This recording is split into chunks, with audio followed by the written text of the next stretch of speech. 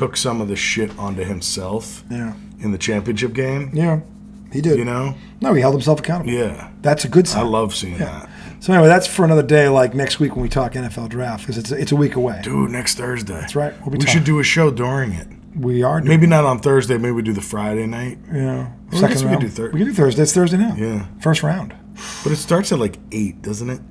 We can come at, 8:30, I think. I guess if we started at 9. Yeah. 9. We can do 9. Yeah. We Might wouldn't be halfway through the first round. Yeah. That'd be good. We could recap and complain if the Pats do it. We'll talk about that. Anyway, look, speaking of Pats, segment 3, IDD, redoubtable one, highly questionable one. Look, I don't know what you have seen or not seen or heard over the past 48 hours, but this is getting a little ridiculous. And what I don't understand, well, I do because I know who it is. I know who's fueling this fire. And thank God Stephen A. Smith kind of spoke up to it today, but he didn't go where I'm going to go. Okay, he dabbled. He dabbled. Little dibble, little dabble. He dabbled. He didn't come off the top rope like I'm about to. You Jimmy Snuka? Oh yeah, I'm Jimmy Snuka meets Randy Macho Man Savage, meets Ricky the Dragon Steamboat, all of them. Every fucking guy that ever jumped off that top rope. The People's Elbow, it's all in there.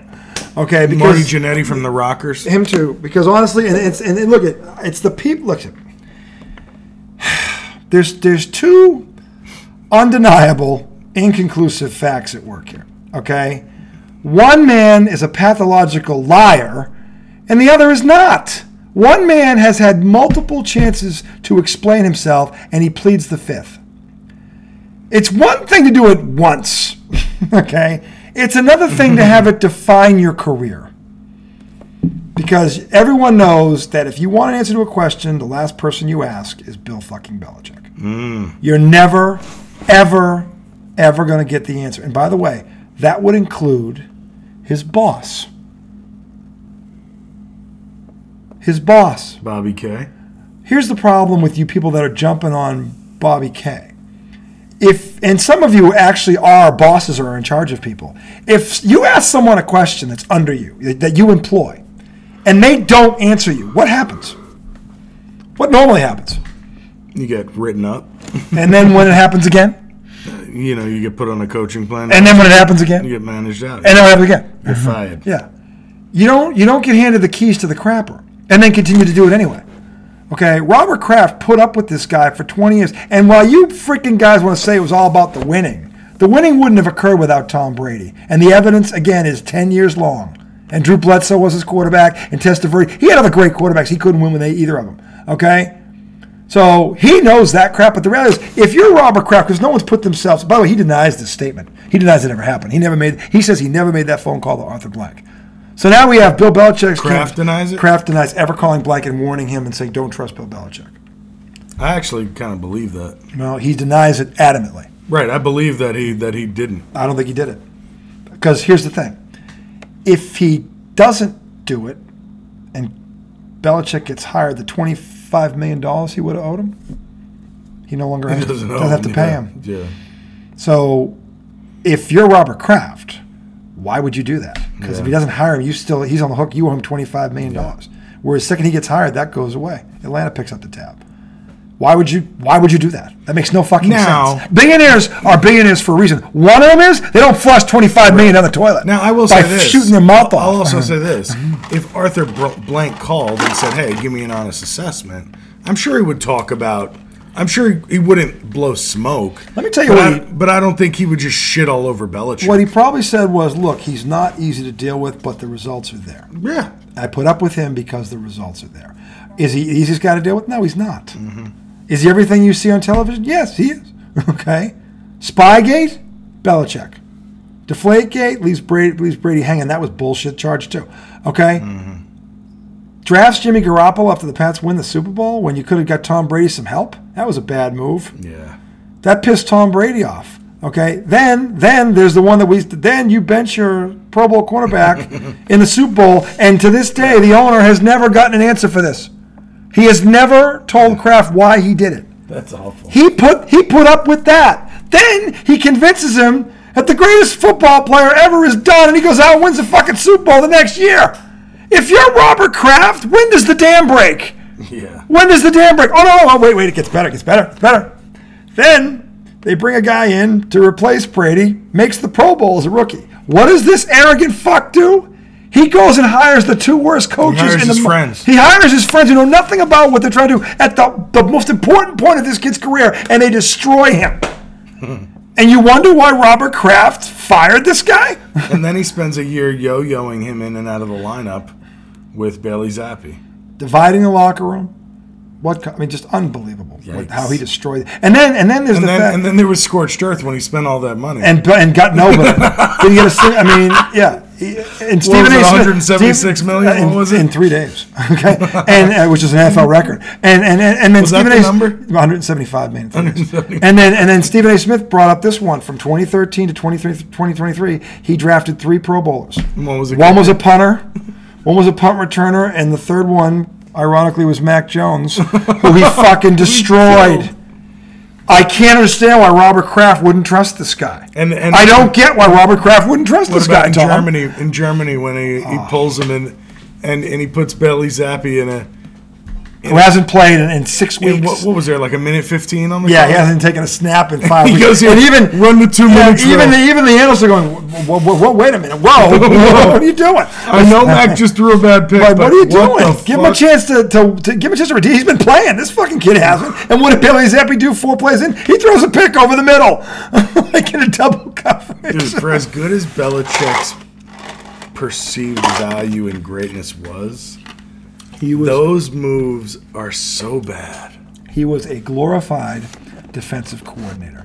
Now, as a defensive coordinator, I'd say he's the best there's ever been. He's got game plans that'll be in the Hall of Fame. Buffalo, the Rams, just off the top of my head. Twice the Rams, actually.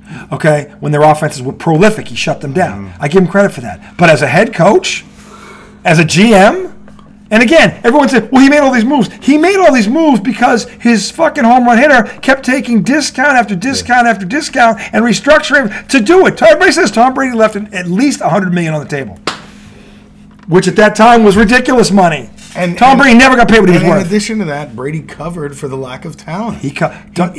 Everybody on that team was upgraded 3 to 4 notch on the offense. Troy Brown, David Gibbons, David Patton, Fred Coleman, Deion Branch, Jermaine fucking Wiggins, Ben Watson, 1 Pro Bowl amongst that fucking group.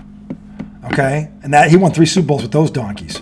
Okay? The one home run hitter, Julian Edelman was a 7th round pick. He was a quarterback. Tom Brady did that. Wes Welker comes over from Miami. Nobody outside Miami knows who Wes Welker is. Tom Brady turns him into a Hall of Fame. Okay? Shut the fuck. Danny Amendola? Give me a fucking break. Derek White, the running back on the fucking Kevin Falk. Look at Sonny Michel. Sonny Michel. I can go on and on about the careers Tom Brady made, and you're going to tell me that was Bill Belichick? Kevin Falk. Give me listen. The only 2 home run hitters, or 3, and one of them's in the ground, were Gronk, Hernandez, and you got Randy Moss for a 4th round pick. Yeah. Okay, that's the only 3 moves he made. That in terms of Brady did everything else. Who's the other guy that hit somebody with a car? He wasn't that good by the time y'all got him. No. You know what I'm talking about? We had Bethel Johnson. Bethel Johnson could run a 4.240. Nobody knows who the fuck he is. Okay. Tom Brady's only reason. Baylor Burner. The Baylor. No, that's Tyquan Thornton. Who is it? He's the Baylor bummer. Why am I thinking of Dante Satterwhite? Dante Stallworth. Stallworth. Yeah. We had him for 1 year. He was a good weapon, but again, it wasn't the prime. No, he wasn't. We got him after the fact. So the thing is, look, Brady was the reason behind all of this, and Belichick's 83-105 record proves it. 83-105 in 1 playoff win in a decade, and he had quarterbacks named Bledsoe and Testaverde. 83-105. And you tell me that this was not Tom Brady? And by the way, he only took Brady because Dick Rabine told him to take a flyer on a kid at 199 in the 6th round. He wasn't even on his radar. I don't care what the fuck they say. And for these people, here's the other problem. Oh, Damon Woody today. Did you see the dynasty? Yeah, I didn't get it. Did you see this, Stephen? You need to go watch it. You know, Damon, let's watch it again. Let's watch it together. Because what you're going to see, Damon, is former Patriot players bashing Bill Belichick. Right. What did they say about him? There's only one quote that matters. And and I put this on a post today when I shut up all these fucking scrubbing Belichick ball watchers. And this is the one America needs to hear. And I'll take the fucking earplugs out and listen to me on this. Danny Amendola, this is the quote. We worked for Bill. We played for Tom. Conversation over. Mic drop. Fuck off. Fuck off and fuck off. Okay? And Bill Belichick cost this team at least 2 Super Bowls because of his arrogance. At least 2. He destroyed a first-round fucking pick. Okay? He drafted N'Keal Harry over Debo Samuel. I can go on and on what the fuck-ups this guy has made. Okay? Fuck-ups. Just fuck-ups. I'm sick and tired of Teddy Bruschi and everybody else because he put rings on your finger. Hey, Teddy, he didn't put rings on your finger. You put rings on your fucking finger. Because he didn't go out there and make one tackle. He didn't block one, he didn't catch one ball. He didn't rush for a yard. He did nothing. He did nothing, okay? And at the end, when all Tom Brady wanted to hear was, I'd like you to stay. The arrogant fuck couldn't even muster up those words because he was convinced that he was mad. It's me and not him. Really. That's his worst mistake. His ego destroyed him. And I've said it, the ego that destroyed a dynasty. And you think Robert Kraft doesn't know all this? He's been watching it. He knows. So, by the way, if his friend, him and Arthur Blank has said on record, Robert Kraft is his closest friend in the NFL. If his friend called him up, say you called me up tomorrow, and you had some electrical issues, and you were looking to hire an electrician, I just hired one. What would you ask me? Tell me the truth, you know. And if the guy, how was that electrician? What? How was that electrician? You? How was he? Yeah. And I'd be like, well, he's good at this, good at that. But he shit in my kitchen. He does the body. He was flirting with my wife. Took a shit in my kitchen. Like, you know, he's rude to my kids. Like, you know, you tell him everything. My wife? You know why? Because he's my friend. And I'd be like, look, he does good work, but there's other electricians out there. Mm-hmm. So if you really need to hire him. But do you trust him? No. And by the way, if that conversation happened, I don't give a fuck. Because Robert Kraft, of all people, put up with this donkey for 21 years. And it was because he won. Tom Brady won. All Bill Belichick did when he left, and he pushed him out was lose. That's all he did when Brady left was lose. All right, well, let's take a step back then. And really, it doesn't matter, but just to ask the question. So do you think Kraft is lying just so that, you know, because they asked, hey, did you say this? Or is it more like... Kraft said he never called him. That's all he said. He never said he never talked to him. He said, I didn't call him. That's all so it's not like he called to say, hey, don't hire him. The report is he called him and told him not to trust Bill. Would I care if he did? No. No, because to me, Bill Belichick earned that. You get what you bring on to yourself at the end of the day. You ever heard that saying, do unto others? Well, if you treated your owner, the guy who paid you, money, you know how much fucking money he paid him? He was the highest paid coach in NFL history for like 20 years. Bill Belichick is farting through silk. He never has to work again. Okay, he has generational wealth because of Robert Kraft. Nobody ever knew his salary. $25 million a year. Every year? Every year. For the past 20 years? Since after the second Super Bowl, when they won the second one. They raised so did he make more than Brady? Yes. Did he? Yeah. He did. In the time there. Brady ended up making more because he got more money when he went to, but Belichick over the course, after the second Super Bowl, yeah. And because Brady kept taking pay cuts. So yeah, why didn't Robert Kraft ever go to fucking Belichick and say, "Hey man, if you restructure your deal, we might be able to sign a fucking number doesn't count against the cap." Yeah. And Kraft wanted to win, and Kraft tried to stay out of it. He didn't want a repeat of what happened with Parcells. He stayed out of it as long as he could. Mm-hmm. You fucking Belichick scumbag ball washers blaming Robert Kraft for putting up with this donkey for 20 years. You wouldn't have put up with it for 20 years if it wasn't football. If a guy came in here, and he was a donkey, you would have kicked him out regardless of his talent. Yeah. You would have put up with this shit. And again, it's not about, and the guy, these guys on EEI, he wants lovey-dovey. No, he just wanted to be a human being.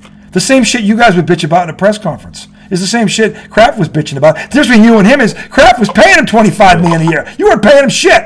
And he had to deal with him on a daily basis. And he had to deal with him every fucking year. Tried to tell him Brady was done, goes and drafts Garoppolo, all this shit to upset the apple cart. Benches his cornerback in the Super Bowl, never tells him why. Spygate embarrasses the entire franchise. You know what shit he put up with from this guy? No, yeah, and I mean... And you think he's the only reason that he won? No. If that's your public persona, if you don't want to share shit with the media, fine. Yeah. But when I ask you questions, you tell me. You got to tell me what the fuck is going on. Yeah. It's my team. It's my team. I'm paying you. Right. And I'm letting you run the ship, but goddamn it, if I ask you a question, I want an answer. You gotta keep me in the loop. Why didn't you start my fucking all-pro quarterback in the Super Bowl? And don't lie. Yeah. Because no one knows who Nick Foles is 6 years later. People have to look up, who's that quarterback? Oh, it's Nick Foles. You know why? He sucks. Okay? Bill Belichick turned him into a fucking household name, and he did it in a game with Tom Brady. All of Philly calls him Big Dick Nick now. Yeah. And he sucked everywhere else he's been. You know why? Because he was never that fucking good. But this fucking egomaniac turned him into fucking Joe Montana for a day. And he did it on a day when Brady threw for 505 yards. That's hard to fuck up. But Bill Belichick found a way to fuck it up. Oh, gee, and why did Tom Brady leave? I don't know. I threw for 505 yards. This fucking idiot sabotaged me. And the whole fucking team. He never told anyone why he did it. Gee, I can't remember why Tom got sick of his shit. If you're Tom Brady, I've taken pay cut after pay cut for you, and you can't, you fucking do this. And in the Super Bowl. In the fucking Super Bowl. You sit one of the players who got it. And you talk about the team and putting the team first. You're a fucking walking hypocrite. And Tom Brady put up with him for 18 years before he left. But this is all Robert Kraft's fault. Shut the fuck. Give me a break. Listen to me. Bill Belichick doesn't deserve another job in this league. He doesn't deserve it. He doesn't deserve the power that the Pats gave him. He shouldn't be allowed to call the shots. His draft record proves that. Don't ever put a rookie quarterback around him. He'll fucking destroy him. Okay? And by the way, then all these executives have to tiptoe around this asshole? No. That's why Atlanta didn't hire him. Okay, it's not about, the black one to have lovey-dovey conversations, have him come down and kiss the ring. That's not what it is, you donkeys who just want to push the narratives so you can get more people calling in to yell at you. Okay? The reality is, Robert Kraft just wanted the guy to be a human being and to show some dignity and some fucking class every now and then instead of acting like a fucking petulant child when he lost a game. Yeah. You got to have a collaborative working relationship. Yeah. It's not I mean, it's not about coaching tough. That's fine. It's not about. But when you get in front of a microphone, you're the face of the fucking team organization. You don't act like a 10-year-old who didn't get his fucking favorite toy on Christmas, because that's what he acted like. And you fucking donkeys buried him for 20 years, but he kept winning. So you put up with it. Well, he wins. It's okay. He wins. Well, it wasn't him doing the winning now, was it? Because when Brady left, you found out who did the winning. So enough with this shit. I'm sick and tired of fucking Bill Belichick. He may never get another job again as a coach. And if he doesn't, here's the truth. It's his own fault. He has no one to blame but the fucking bitter, petulant child that he looks in the mirror, but now he's a 72-year-old man. Okay? That's what he fucking still see a bitter, petulant child? Probably does. Dude, what's her face on Get Up was talking about the Giants potentially signing him. You're gonna give that man total control of your franchise. Good luck. It's the one that you hate. Kimberly Martin. I think so. The donkey who said that who's the quarterback for the Jets? The loser. Yeah, was going to throw 4 touchdowns against the Patriots, and no one called her on it because she's a girl. Zach Wilson. Yeah. Where was Shannon Sharp on Monday? Where was everybody to go? Kimberly, come here, sit down. Sit down. Is the camera rolling? No, I want America to see this. Kimberly, why don't we hash us with this prediction you made last Friday? No one called her on it. Okay? Well, today they were talking about the Jets, and Damian Woody was saying, they shouldn't be drafting a fucking tight end with the 6th pick or whatever the fuck they have. The Giants. No, the Jets. Where are the Giants are 6. Where are the Jets pick? I don't know, 5, 6, whatever the fuck they are. Not Minnesota. Who's 5th? Arizona's 4th. I don't know. Jets have an early pick. Yeah. And people are predicting that they're going to go with Bowers from Georgia. And Damian Woody was saying, he's a hell of a player, not for nothing. They need to make sure that Aaron Rodgers is upright the whole season. Well, if they haven't addressed it in free agency, he's got a point. Well, they have, but they've addressed it with older guys. Like, remember, they signed Tyron Smith. Yeah, but Dallas, who's a really good offensive lineman, but I think now he's a left tackle. Yeah, well, but now he's been durable all his career. Last year he had injuries because he's getting older. How old is he? I don't know. He's got to be mid-30s. Well, look, if they draft the kid from Notre Dame who's a stud by all accounts, that kid at left tackle, I wouldn't blame him for that. That's a good pick. I think they can go either way because they did get a couple of linemen, and it's not like they left the cupboard bare. They got a few. If they draft Bowers, have you seen this kid? Yeah. I would have a problem with that, but if they drafted, you agree with Kimberly Martin there? I agree with both of them. I wouldn't be either one. I would agree with. Either pick is fine. Yeah, if they get the lineman or him, either or they're going to be. It's a good pick. Yeah, I don't think you go wrong either way. I get where Woody's coming from. Okay, and I get where Kimberly's coming from. He's an O-lineman. Yeah, he's an O-lineman. Of course, gee, what a surprise. But no, the thing is, like that kid, that tight end, he's a guy that he's like a Kelsey but faster. He reminds me of Kelsey but faster. He looks a little more solid than Kelsey. He looks like he could run block. And hurt some people. But I would say that either pick, I get where they're both coming from. I don't think either way the Jets could go wrong. The question is, how much did they address it in free agency? The kid from Dallas is the one that sticks out in my mind because I want the Patriots to go after him. And I totally understood why the Jets. Tyron Smith. Yeah, because he's a proven tackle, and that Dallas has had a great offensive line for a long time, and he's been a reason why. So. They have drafted O linemen as good as any franchise, it feels like. I think you're right. What's his name? Depth chart. Tyron Smith? Yeah, let me just see. I'm going to see what his age is. But I get where they're both coming from here. There he is. See him? Yeah. Tyron Smith. I just hit the button, right? It feels like he's been on Dallas for at least 10 years. He's been there a while. I think you're right about he's 33. 33. Yeah, 33. So 6'5", 320. Yeah. Look, I mean, Bruce Smith, who was a Hall of Fame, Bruce Armstrong, who was a Hall of Fame big man, left tackle for the Patriots, protected Bledsoe's backside for about 14, 15 years. And his last year, he was still every bit as good. That's that long? Yeah, he was there for a long time. He was playing for the Patriots. 14 years? No, he was there before Bledsoe, and he retired like before Tom Brady showed up. He was on the 96 Super Bowl How team. long was Bledsoe the Patriots quarterback? 9 years. Wow. Yeah, 9 years. I didn't realize that. He made 4 Pro Bowls with 3 different offensive coordinators. Talk about talented. Bledsoe could make every throw in the book. He was just a stationary target. But he was big. He was like Roethlisberger. He was 6'5", and he was strong, and he could make every throw. He had a cannon. Oh, my God, he could throw. Him and Marino had some battles. Oh, my God. And Marino was still Marino, and it was amazing. But Bruce Armstrong was a stud. He played till he was 36, 37. So could this guy give you 2 years? Yeah. Yeah, he could. Yeah. So I wouldn't have a problem with that because I think if he's healthy, yeah. Now, if he's not healthy, then this is where Woody has a point. Mm-hmm. But tell you, that tight end from Georgia is legit. Yeah. He's legit. If they don't have a tight end, he would be a hell of an addition. He'd be a hell of it. That dude can take it to the house. I think that's the one area on their offense that isn't like above average. That would put it above average pretty quick. Because, I mean, they got Garrett Wilson above average. Yeah. They got Breece Hall above average. Very much so. They got Aaron Rodgers above average. You get the tight end. Bowens, that's every level. Yeah, that kid is every level. Yeah. He's that good. If you didn't watch him at Georgia, you were sleeping. He was the best player on their offense for basically 2 years. He really was. He did everything. So I get where they're both coming from. I don't think there's a wrong answer because they did get Tyron Smith from Dallas. Okay, but if they drafted him at 9, I wouldn't have a problem with that. There's other players in this draft. Yeah. Is that where they are? I don't know. Did they do the draft order? Let me see. This should give us the picks. Draft cast rounds. Here we go. There are 10. 10, okay. Chicago picks 1 and 9. What if Chicago got him? No way they keep both those picks, right? I would. I guess they. I would.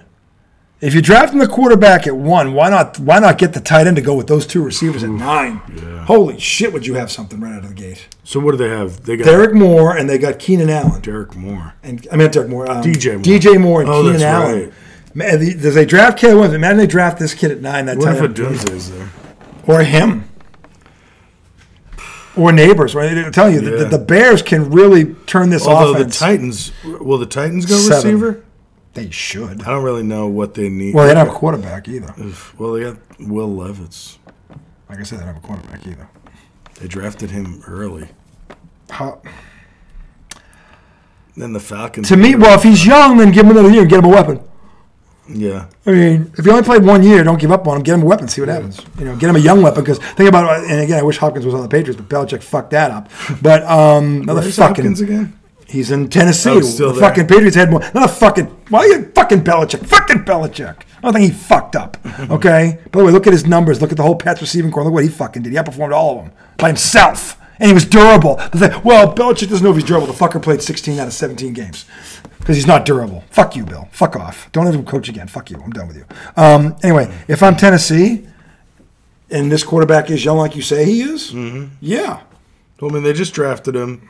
He didn't start last year. He did play at some point. But yeah, he did. Remember, he had the big win against Miami. I forgot about that. Yeah, I forgot about that. When Miami basically blew their whole season. Yeah, I forgot. They were up by I forgot about that. 2 scores with 3 minutes left. You're right. Blew it. You're 100% right. I forgot about that. But outside of that game, I don't think he looked great. But he was a rookie, basically. Yeah, and they obviously don't have a great offense. No, but so yeah, you at 7 you can get a home run hitter. Yeah. I mean, you can get one of those 2 guys. So yeah, maybe that would make sense. I'm looking at that list, just wondering what's going to happen next week. Well, we're gonna have plenty of time to break it down starting on Monday. Because we're gonna do a first look at the draft, and then Thursday we're gonna be in the middle of it. We're gonna come live to you and we'll recap what the hell. Because I think both of our teams will probably have picked by then. If the Patriots trade down and it's not Minnesota 11-23, I'm gonna lose my shit. If they trade down and get 11 and 23, I'll be okay with that. 11-23. Because that's what Minnesota has. The Patriots want 11-23 for that third pick. At least they probably want a second. I would want a second. I think they want something else either next year. I mean, they want, because again, you're talking franchise. Because when you're trading out of the third pick, you better get a haul. Yeah, you got to get a haul. So 11 some and 23. teams have gotten like some outrageous shit. I mean, 3 1s and 2s, like the Rams. They have. Yeah. Who did the Rams trade and get all that shit? Or did they trade a pick? They must have traded a pick. They traded a pick, I think. Because then they ended up getting... The one that comes to mind is the Dallas Cowboys. When they traded Herschel Walker to Minnesota for what turned out to be Emmitt Smith, Troy Brown, and Michael Irvin. Troy Aikman. Yeah. Troy Aikman. Hall of Fame quarterback. Yeah. Yeah. That's why if I'm the Giants and some team's crazy enough to come up and draft J.J. McCarthy and they want to... So you don't like him either? Well, it's not that I hate him. Yeah. You know what I'm saying? It's just like... Is he that high? Is he a sixth pick? That high? As long as he can't play in league, he could play in league. Maybe he'd be very good. But is he that high? I don't know. To me, it seems like the two top 10 quarterbacks in the draft are Daniels and Caleb Williams, right? Yeah, that's most people have them one too. And I don't evaluate quarterbacks. I don't fucking know. The thing that got screwed up this week is what the Commanders did. Did you hear about this? What they did? Where they had Daniels, Penix, Drake May, and McCarty all in, I think, on the same day. Yeah. Like, what the fuck are you doing? They had a group visit. They had all 4 of them in there. But, you know... Like, what are you doing? So somebody actually brought up a good point tonight. I think it might have been on NFL Today or maybe it was on SportsCenter. Okay. But they were talking about when you put a bunch of alphas in the room, it allows you to see, like, who's the real alpha. Like, who do all those guys kind of look to and attract to, and who can be a leader in that group? And I thought that was an interesting kind of like, if that's the kind of thing they're evaluating, that could be. See, but that, again, this is where it goes into the whole. Those guys probably have a lot of mutual respect for each other because they know how good each other is. Sure. They might know better than everybody evaluating how good the guy next to him is, or isn't. You know what I mean? Maybe. If they played against them, or if they maybe they have a friend that played on the team. I mean, they got networks here. They have a network. These guys. Yeah. So I don't know. That could be true. I'm not saying it's wrong. I mean, it's an interesting point. It's not one I've heard. So it was the first thing I heard, and I was like, I could see that. I could see that. Yeah. I'm just wondering. Or they're just trying to save time, and they're like, hey, why don't you guys all come work out? The other thing is, maybe they're divided in the room. Yeah. Maybe there's people saying McCarthy, and there's people saying Daniels, and there's people saying Drake May, and there's somebody saying Penix. And here's the one thing that came out today from everybody, because they had everybody on today. The only knock on Penix is his injury history. Otherwise he'd be a top 5 pick. Yeah. From Louis Riddick to Mel, they all said this. The only knock on that kid is his history, and he's been healthy for 2 years. But it's still a knock on him. That's why he's not. That's the only reason he's not projected in the top 5. So that's. But he was there today. And that's why everybody says if you can get Penix in the second round, you absolutely draft him. I think he's a steal in the second round. I don't think he's a second. I think he's a top 10 talent, if you want my honest opinion. Yeah. I've loved the guy. We watched him. I probably saw, of his 15 games, I saw 8 of them. And he had one bad game, and it was a national championship. And it wasn't a terrible game. It was bad by his standards because he was so fucking good all season. It was like, that was a letdown. Yeah, he missed throws that he never missed. Never missed. And Michigan had something to do with that. They were the best defense in the country. But still... he says and does all the right things. If this is the kind of personality-wise, it's like Paige Beckers. This is the kind of person you want in front of the microphone when things go bad, because you want this kind of guy leading your franchise. He's that type of dude. So he checks off all those boxes. Yeah, they lost the national championship game. He put it all on him. Yeah. He didn't. He said nope. Yeah. Me. Yeah. And that's the best, other than his arm and his ability, that's the best thing about him. Yeah. And as a quarterback, that's everything. Because that's the guy they're going to follow. They'll play for. Like as Danny Amendola said, we worked for Bill. Tom Brady was that dude. So, and I think Penix can be that dude. So, McCarthy, again, the people that scout him, that see him, said, look, that kid can do everything. Yeah. He just wasn't asked as much because of the way that offense was designed. But when he had to do it, he could do it. So, I don't fucking know. RG3 actually was one of the people saying, like, because I can't remember who it was, or like anybody Tiki Barber said anybody who's watched J.J. McCarthy's tape knows he should not go in the first round. And then Basic. RG3 was like, well, let's go to the tape. And, you know, so. Never say that with a quarterback within hearing. Well, now, the funny thing is. Because that's all they do is RG3 had 3 clips. Okay. Well, again, he wasn't asked to do it a lot. I know, but because of the way, yeah. But like to be like, all right, you show me 3 clips as if like I need 10. That's what I'm saying. Like, show me a montage of him doing this. Show me 7 or 8 right. in a row. Like I saw you on 3 different shows using the same 3 clips, and it made me think. Okay, sure, he has done it. The question that Louis Riddick posed, it was not that he couldn't do it; it was the volume. They didn't see it enough. Not that they didn't see it; they didn't see it enough. Now, the people that follow Michigan said, well, he wasn't asked to do it a lot. Yeah. When he was asked to do it, he did it. Mm-hmm. But because of the way that offense was designed, he was not. He was a complementary piece. But when he had to make throws, he could do it. Well, if he's lucky, he won't get drafted in the top 6. No, if I'm him, I want to go. And then he can go to a team that doesn't ask him to do. You know, same way, because when you're a young quarterback and you're being asked to do too much, that's usually when you fail. Patrick Mahomes, Tom Brady, all these guys sat for you. Pretty much all of them. Aaron Rodgers sat for 4. Yeah, and the ones that came over, Peyton Manning struggled. Peyton Manning first year threw 28 picks. Yeah. Okay, that's Peyton Manning. Okay, so, and again, now Peyton Manning was mentally tough, and that's why he's a Hall of Fame, because he overcame that, because he's Peyton fucking Manning. But we don't know how many guys that are mentally as tough as Peyton fucking Manning is. Yeah. He's one of he's one in a million. So that's the thing, you don't know. So to your point, hopefully he goes mid to late first round or early second round with a team that has things established already. He's not what happened to the kid in Carolina, Bryce Young, who got thrown to the wolves. That poor kid. I felt terrible for him. So undersized on a bad team with a bad line and the best. Just traded away your best receiver to Chicago, right? Yeah, replaced him with a 33-year-old Thalen, who's a good player, but he's not this guy now. No. And and the owner's a nut job on top of it. That kid's in trouble. I feel bad for him. Is that the guy that threw the drink on somebody when they were talking shit in the crowd? He's a wacko. He is a fucking certified wacko. I don't know, and I don't even know. I forget who the coach was, but God help that guy. I mean, he got fired, didn't he? No, they just hired the new guy.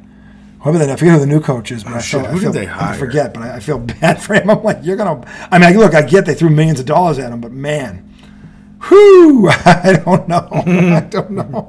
Well, I mean, you got to be thinking, shit, get through a year. Dave Canales? Yeah, they don't... And by the way, to make matters worse... Tampa Bay Bucks offensive coordinator Dave Canales. Because Carolina sucks so bad, they don't have... Well, they have a pick at 33. 33 and 39 of their first. So those are high picks. You can get talent at those. Oh, because they traded away. Chicago got that. Yeah. God. So they pick at 33 and 39. They would be picking number 1. Yeah. 33 and 39. Now look, there's a lot of good players in the 40s. Rob Gronkowski came in the 40s. And the third. Okay, so yeah, you can find great players. Top of the second round is. Yeah, they're the first pick in the second round. The land is fertile. Yeah, the land is fertile. I mean. And what I would say is either get a left tackle or get the best receiver available. It's one or the other. You got to help this kid. You got to help this kid now before you destroy him. And again, everybody says it. More quarterbacks are destroyed than made. That kid is on the verge. Does he need a line or does he need weapons? He needs both. God. I'm saying at 30, you take, to me, the best player on the board, either receiver or left tackle at 33, and then 39, you do the same thing with the other position that you didn't draft. Yeah. That if I'm them, that is what I'm doing. Right off the fucking bat. I'm getting his left tackle with one of these picks. I'm getting his wide out with another pick. And in those picks, you can get both. Yeah. Both those positions are very deep. You got 33 and then 39. Oh, okay. Yeah, you can do this. 2 at the top of the second. 2 at the top of the second round. You can do this if you're Carolina. You get big talent there. Yes, you can. And you don't have to pay as much for it. No, but you'll get top of the line. Mm-hmm. You can do this. I mean, and if I'm Bryce Young, I'm praying to God that's what they do.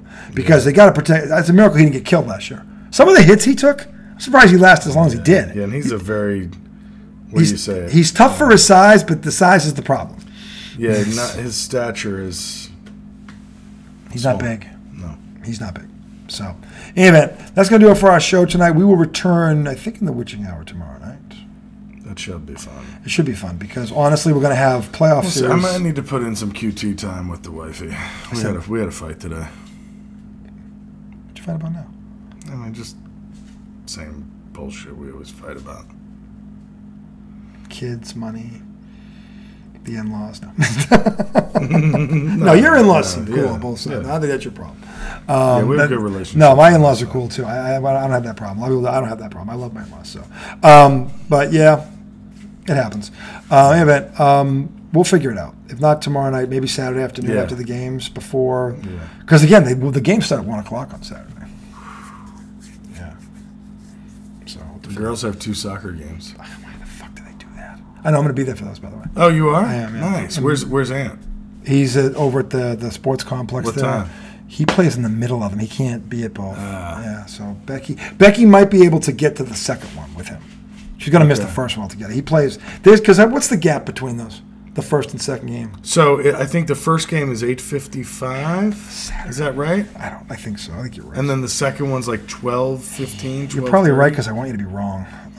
So here's the thing. I don't know if you'll want to come with me, but there's a bagel pop-up in downtown Richmond at 11. So I'm thinking about after the first game, going to that, waiting in line, getting a bunch of bagels, then coming back for the second game. What's the couple hours between each game? Mm-hmm. The kid's going to want to eat something, probably. Well, I mean, we could leave Mia with, Casey. Is Casey going to be there? Yeah. Okay, we'll figure it out. And then my parents are probably going to be there for the second game. Okay. Becky and Anthony might be there for the second game as well. I'm sure John can't be home alone. No, John will be with us. Yeah, so we'll figure it out. But anyway, you guys enjoy tomorrow. It is Frothel Friday. That is alcohol for fine frosty beverage. Brian McCosh didn't forget you, brother. He was so drunk one night he said Frothel. I know. He was trying to say fine frosty beverage and I know where the origin comes from. With a British accent, which was hysterical at 2 a.m. It just still makes me laugh when I hear you say Frothel. Frothel. Fine frosty beverage. Anyway, Frothel. You enjoy Frothel Friday. You enjoy the two. We're going to have two. I'll tell you what. There's these 2 games tomorrow night. Whoever's on the court, people are fighting for their seasons and jobs. So it'll be interesting. Especially that Pelican Sacramento game. I hate that Zion's out. I fucking hate that. Dude, I hate that Butler's out of it. Yeah. Honestly, if we're going giggle smoke, I'm going Sacktown and I'm going Chicago. Both on the road. Both on the road. The road teams are going to win? Yeah. Oh, because Sacramento's got to go to New Orleans. Nolans. And then Sacramento's going to face OKC. If they win, that'd be a very interesting matchup. Dude, if Sacramento loses with no Zion, they should be ashamed. They should be ashamed of themselves. So we'll figure it out. But until then, we said that multiple times tonight. They should be ashamed of yourselves. When I look at the mirror, I'm ashamed. See, Tom and I are shameless, so it's impossible. Exactly. So, but and just so everybody knows, I'm already ashamed of myself. Okay, so I'm not judging these people. I spent plenty of time. I'm just shameless. I don't care anymore. I sit in shame on a daily basis. Sit in shame. When did you decide to sit in judgment? I'm not saying I'm sitting in shame. Every morning I brush my teeth and I'm just ashamed of what I see staring. I'm in a shame cycle. This is a vicious. Oh God, you son of a bitch! That's terrible. Anyway, that is the redoubtable one, the highly questionable one. We will see you guys, if not 24 hours, maybe 48 hours. We'll get to you at some point this week because we got to talk about this shit. It's going to be fun. And the Celtics will have an opponent. We'll figure it out. Plus, LA and Denver again, and the Knicks Philly is going to be a dawning. This shit. Going to be a lot of fun. You enjoy the weekend. We will see you at some point during it. Bang. Boom.